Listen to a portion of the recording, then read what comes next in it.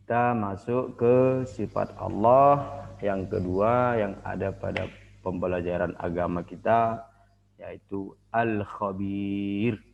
Allah yang maha waspada dan maha teliti.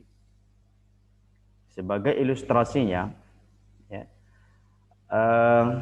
bagaimana telitinya Allah, ya, untuk menciptakan dan mengatur kehidupan seluruh makhluknya, maka dapat kita lihat, ya, ada sebuah ungkapan, ya, saking telitinya, ya, begitu telitinya Allah terhadap makhluknya, ada sebuah ungkapan yang begini. Ya, coba kita dengarkan. Semoga ilustrasi ini dapat ananda sekalian pahami. Bahwa Allah maha waspada dan maha teliti. Ya.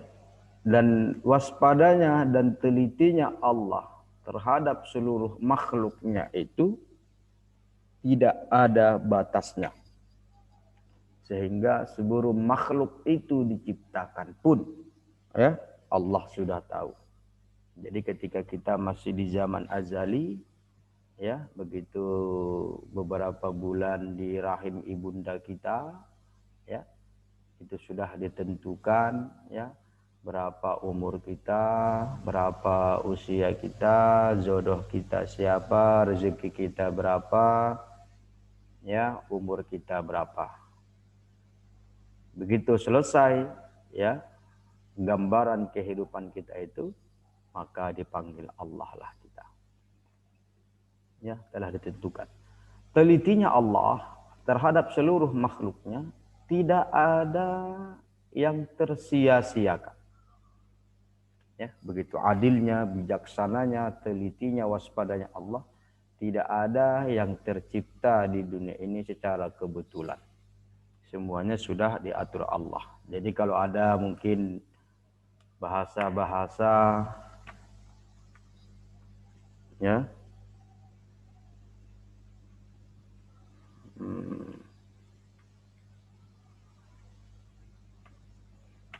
halo,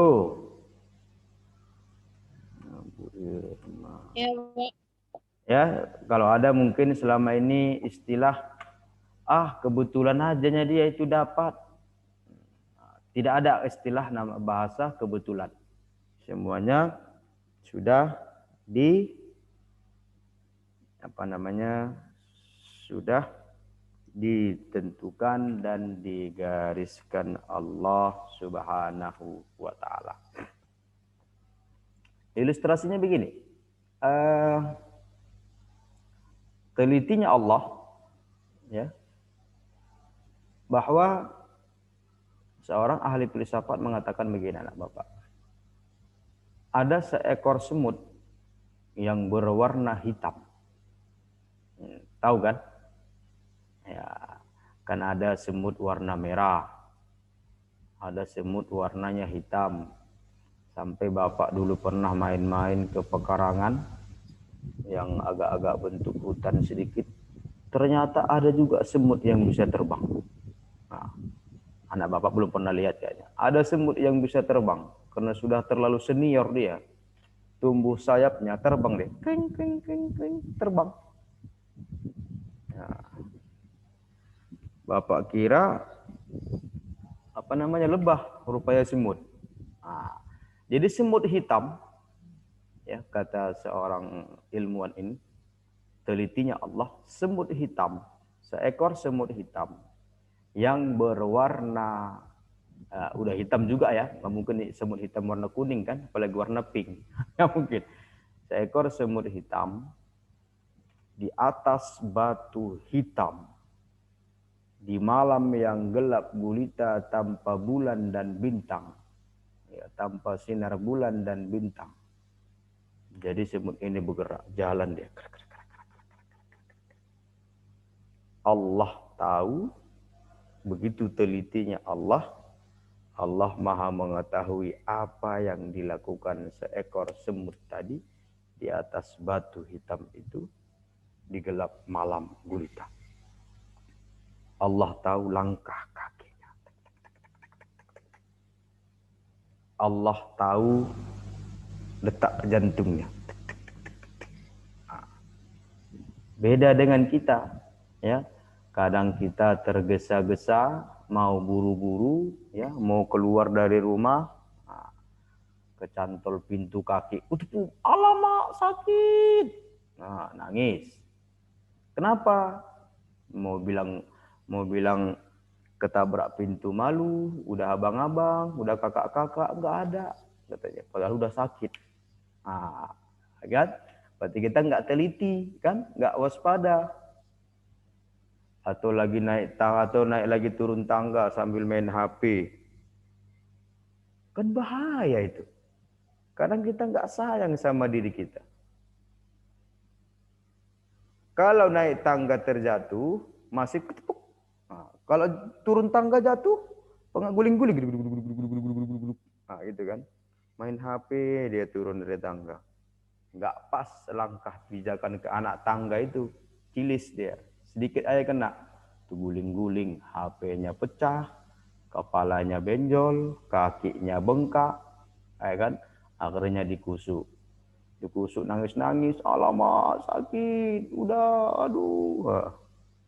Jadi kita harus teliti, ya, harus selalu waspada, ya, jangan gegabah, jangan buru-buru ketika melangkah, begitu juga dengan mengambil sikap. Ya. Begitu waspada dan telitinya, jelinya Allah akan segala makhluknya, maka tidak ada yang sia-sia. Nabi Sulaiman kan nabi yang paling kaya itu.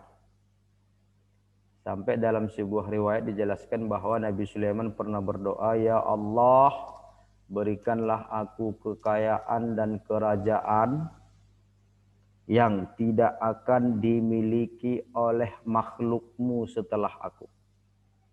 Ternyata tak ada lagi orang yang lebih kaya dibandingkan kekayaan Nabi Sulaiman. Suatu hari, bentuk ingin bersyukurnya Nabi Sulaiman ini, ia izin pamit kepada Allah. Ya Allah, berikanlah aku izin untuk memberi makan seluruh makhlukmu hari ini. Oke, kata Allah. Kalau memang engkau sanggup memberi makan seluruh makhluk, oke. Tapi ya Allah, janganlah pula 3 kali. 1 kali aja pun, katanya. 1 kali pun jadi, katanya. Dicoba. Oke, sekarang makhlukku yang pertama dulu. Yang engkau beri makan, ciptaanku yang pertama yang engkau beri makan, engkau sekarang beserta bala tentaramu bawa sebanyak mungkin makanan perbekalan yang engkau miliki, engkau menuju tepi laut. Jadi ke tepi laut lah Nabi Sulaiman beserta bala tentaranya. Sampai di sana atas izin Allah, ya, muncullah ikan yang begitu besar. Mungkin ikannya itu sebesar daerah Johor ini. Pernah nampak ikan sebesar kecamatan Medan Johor? Enggak pernah kan? Sebesar itu keluar. Terkejut Nabi Sulaiman. Oke, bala tentaraku, campakkan, lemparkan semua makanan. Lemparkan makanan. Tuh, dilemparkan sekian ton. Tak belum nyelam-nyelam ikan itu. Ya, kok belum kenyang-kenyang ini. Campakkan lagi sekian ton lagi makanan. Belum kenyang-kenyang. Habis. Ya, perbendaharaan makanan, ya, perbekalan yang dibawa oleh Nabi Sulaiman itu habis semua. Hanya untuk memberi makan seekor ikan. Melihat itu, maka Nabi Sulaiman sedikit, ya, kayaknya dia merasa bersalah kepada Allah. Ya Allah, baru 1 makhlukmu yang ingin aku beri makan. Ternyata belum cukup kekayaanku yang begitu banyak ini. Seekor ikan saja tak cukup. Makanan yang begitu bertonton yang dibawa oleh Nabi Sulaiman serta bala tentara tak cukup, tak kenyang ikan. Minta lagi dia, lapar lagi. Maka disitulah tersungkur bersujud Nabi Sulaiman, ya Allah, jika aku salah ampuni aku, katanya.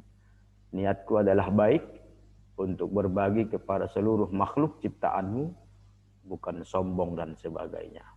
Maka Allah maafkan ya permintaan Nabi Sulaiman itu ya.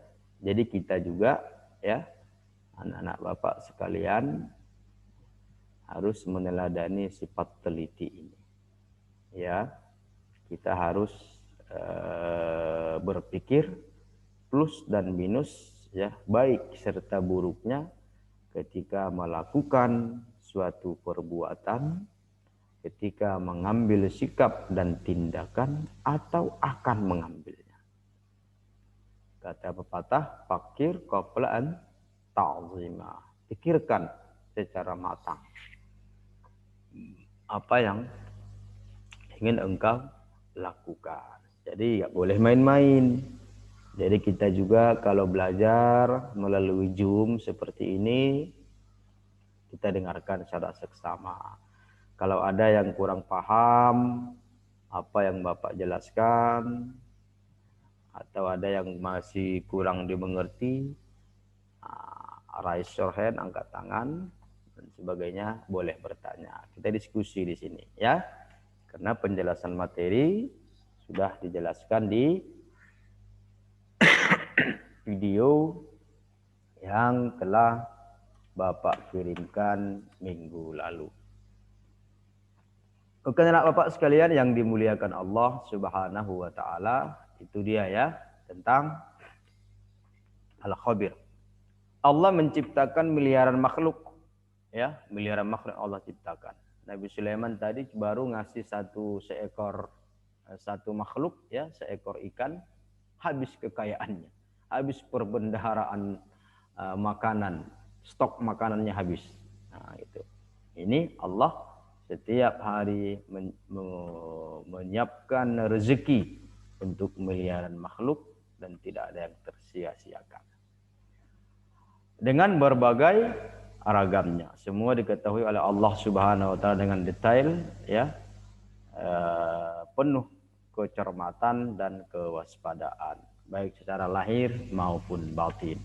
Tidak ada satupun ciptaan Allah Subhanahu wa taala yang salah sasaran. Ya, semua tepat. Kalau memang rezeki kita, maka tidak akan berpindah ke tangan orang lain. Ketika Allah sudah tetapkan, oh ini rezeki si fulan, ya, bagaimanapun rezeki itu tidak akan salah alamat. Ada kalanya rezeki itu harus kita jemput ke tempatnya. Ada kalanya rezeki itu yang datang sendiri ke tempat kita.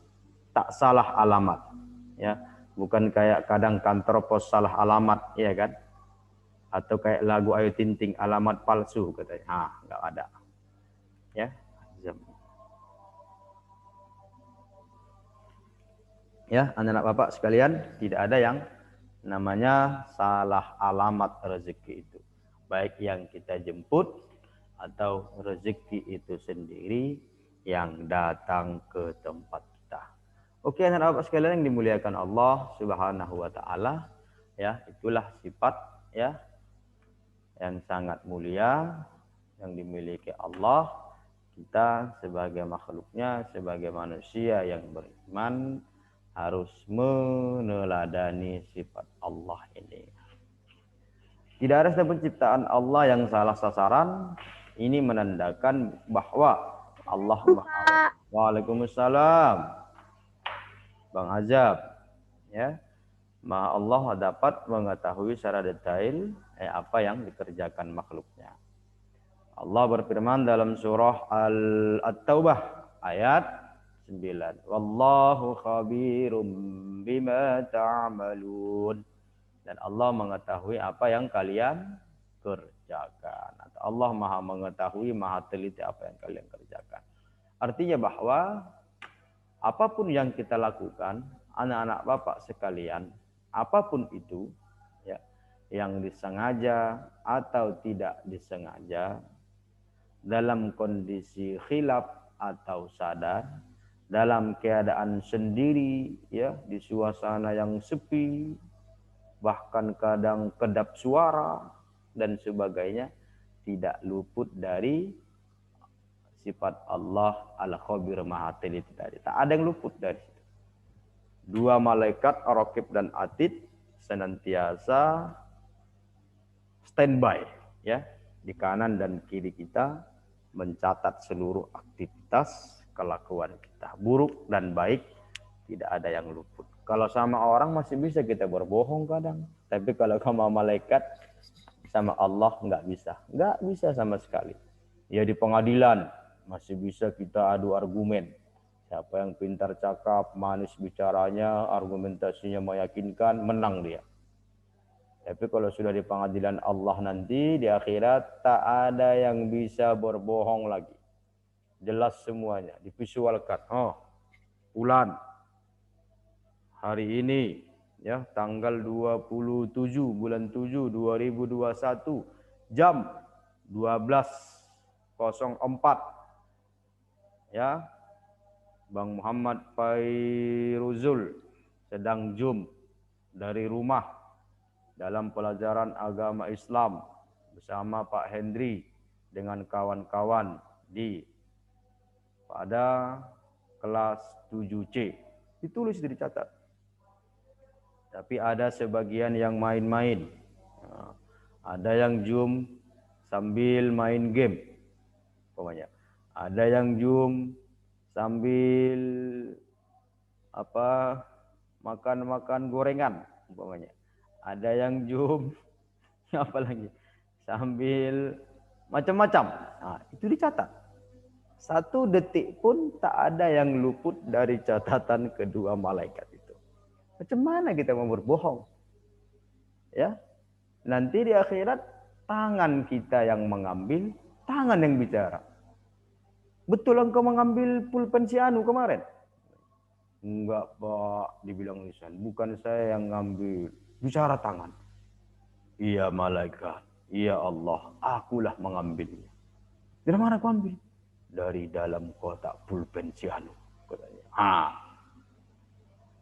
Tangan bicara, kaki bicara, mata bicara, ya, telinga bicara. Sehingga tidak ada lagi yang membela kita. Jadi benar-benar pengadilan Allah itu adalah pengadilan yang paling adilnya, yang paling bijaksana. Tak bisa disogok. Siapa pula yang mau menyogok malaikat? Udahlah, tulis yang baik-baik aja ya. Nanti ku kasih jus pokat. Mana ada? Malaikat mana minum? Udah baik-baik aja ya. Nanti ku traktir nanti makan ayam penyet. Atau kita makan di Wong Solo. Enggak bisa. Malaikat tak makan, malaikat tak minum, malaikat tidak ada hawa nafsunya, enggak ada nafsunya. Pernah beberapa malaikat ya berziarah, bertemu dengan beberapa malaikat bertemu dengan Nabi Ibrahim. Satu hari diajak, ayo makan, enggak mau makan. Minum, enggak ada mau minum. Sampai 3 hari, maka bertanya mana Nabi Ibrahim, siapakah kalian? Kami adalah malaikat. Gemetar Nabi Ibrahim. Waduh, entah malaikat Israilnya ini, entah mau mencabut nyawakunya ini. Tidak. Ternyata dia malaikat, kami bangsa malaikat tidak makan dan minum. Kami hanya ingin berziarah melihat engkau, wahai Nabi Allah, Khalilullah Ibrahim alaihissalam. Dari mana bisa kita sogok malaikat? Damai-damailah yuk. Janganlah gitu. Aku kan lagi salah tadi. Janganlah catat. Biar jangan dicatat malaikat. Biar dihapus malaikat. Kesalahan kita itu. Mungkin kita khilaf. Lupa. Ya. Maka kita memperbanyak istighfar. Astaghfirullah. Rabbal baraya. Astaghfirullah minal khotoya. Dan apa lagi? Bertekad bulat untuk tidak mengulangi kejahatan itu. Apalagi kalau memang kita mengambil harta barang orang lain, maka barangnya itu harus dikembalikan. Kalau barangnya sudah hilang, Pak, udah hilang barangnya, Pak. Macam mana mau dikembalikan? Nggak tahu lagi saya di mana pulpennya. Entah sudah malah dimainkan adik saya, entah sudah dicampakkannya ke tong sampah. Cuman lah itu.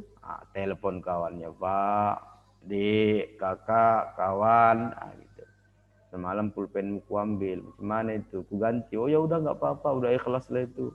Karena tintanya tinggal sedikit lagi nya itu. Ternyata disengaja kawan itu juga diletakkannya pulpen yang sudah sedikit tintanya di atas meja, diambil kawan. Gitu.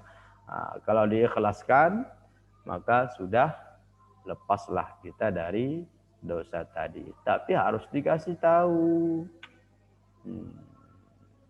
Kalau kita nggak tahu lagi di mana orangnya, kita memperbanyak sedekah, niatkan sedekah itu sebagai pengganti kesalahan kita. Kita niatkan pahalanya untuk orang yang kita ambil barangnya tanpa sepengetahuan. Insya Allah, Allah akan mengampunkan kita. Tak tahu kita di mana orangnya lagi. Ya dicari juga keluarganya, ahli warisnya tak jumpa-jumpa.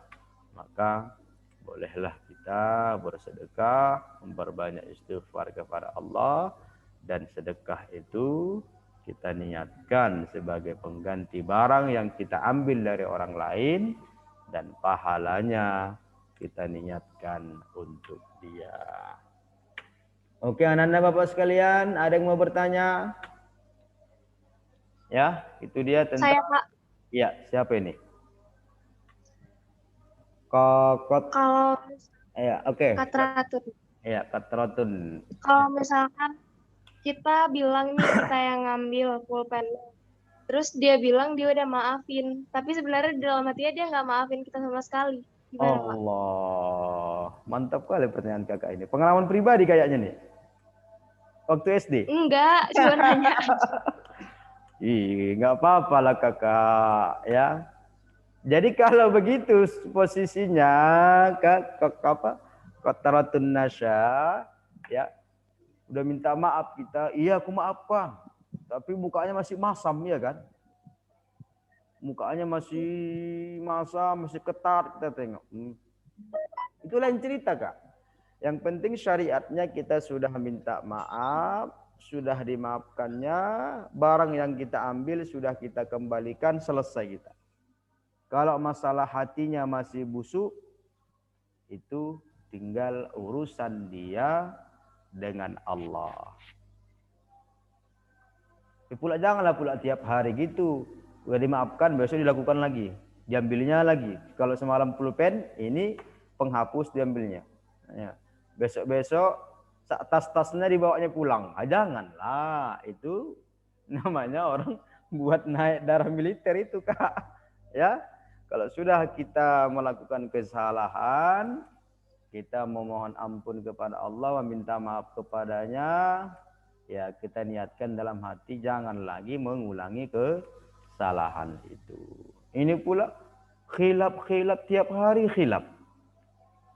Silap saya Pak, khilaf saya, tapi tiap hari diulanginya terus. Ya Allah. Ya kawannya pun pening, gurunya pun pening. Ini kok tiap hari ke kantor aja nih, kok tiap hari masuk ke ruang BP gitu. Ibu BP gitu kan, bingung jadinya kan. Artinya setiap orang pasti pernah melakukan kesalahan, setiap orang pasti pernah melakukan kekhilafan, kesilapan, kealpaan, tapi orang yang beriman, ya orang Islam, belajar dari kesalahan. Jangan istilahnya kita ya berlarut-larut dalam kesalahan dan dosa. Semua punya salah. Ya. Tapi ada kesalahan yang besar, ada yang kecil, ada orang yang mau mengakui kesalahan dengan berjiwa besar, ada yang nggak mau. Sudah benar-benar dia salah, nggak mau dia ngakuinya. Bukan aku kok. Sudah ditunjukkan CCTV, nah ini buktinya. Bukan aku itu. Jadi siapa? Kembaranku katanya. Sejak kapan pula ada kembaran dia? Ditengok dilihat di kakaknya, kartu keluarga, bukan ada kembaran dia. Nah, gitu. Kembaranku itu Pak. Atau bukan Pak, itu bayangan saya katanya. Masa bayangan bisa ngambil pulpen? Kan nggak mungkin. Bayangannya sendiri katanya. CCTV yang disorot TV itu bayangan saya Pak, bukan saya katanya. gurunya pun pening, wali kelas pun cemana ini anak bapak ini, halusinasinya tinggi kali. Kepala sekolah pun ikut pening. Ya Allah, terlalu tinggi imajinasi anak saya ini. Cocoknya nggak sekolah di sini, sekolah di jurusan langsung kuliah ke Intel ini, intelijen negara langsung sekolah ini kuliahnya nih, nah, gitu. Ya, oke, itu dia yang bapak bisa bapak jelaskan ya. Semoga dapat dipahami, kakak Qatratul Nasya. Ada lagi?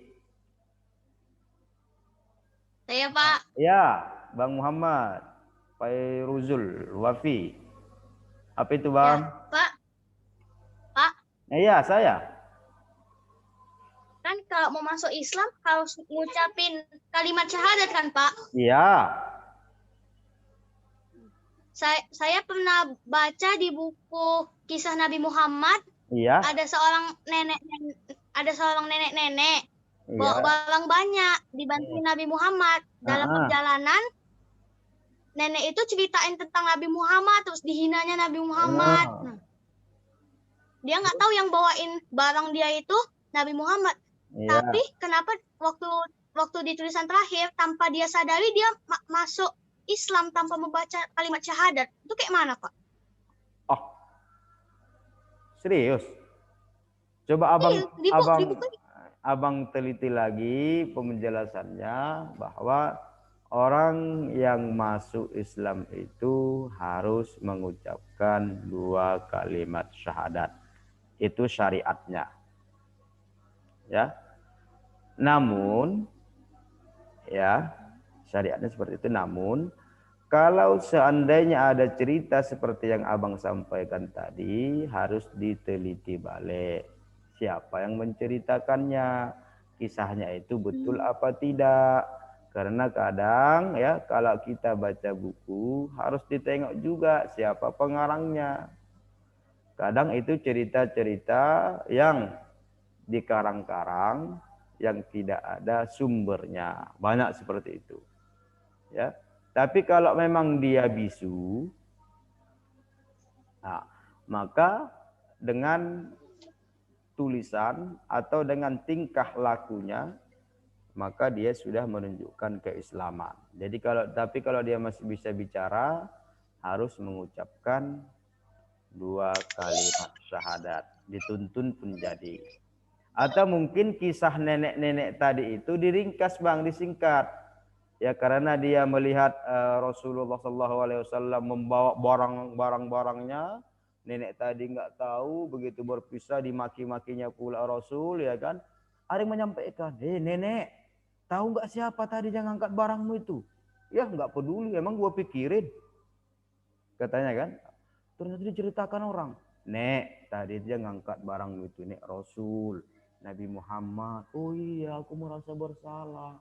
Ya Allah, begitu mulianya beliau tetap masih mau mengangkatkan barang-barang nenek tadi, membawakan ke rumah. Nah, pengarang menyingkat. Nah, setelah itu maka nenek itu memeluk agama Islam karena melihat kemuliaan dan keagungan akhlak Rasul. Bisa saja, tapi tak harus dibilanglah di situ. Maka dia datang ke masjid, ya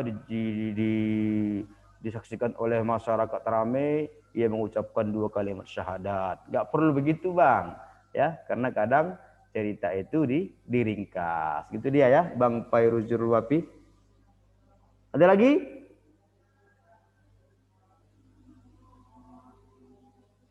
Karena kan rukun Islam kan 5, salah satunya 2 kalimat syahadat. Baik sekalipun kita, namun tidak memeluk agama Islam, maka tetap di neraka. Kenapa? Karena memang ya akal kita tidak berfungsi nanti di akhirat. Yang berfungsi itu adalah hukum Allah. Ya kasihanlah Pak, di dunia dia baik-baik, masa nanti di akhirat masuk neraka? Ya iya. Karena kunci masuk surga itu adalah 2 kalimat syahadat tadi, la ilaha illallah Muhammadur Rasulullah. Kalau dia tidak yakin, gimana masuk?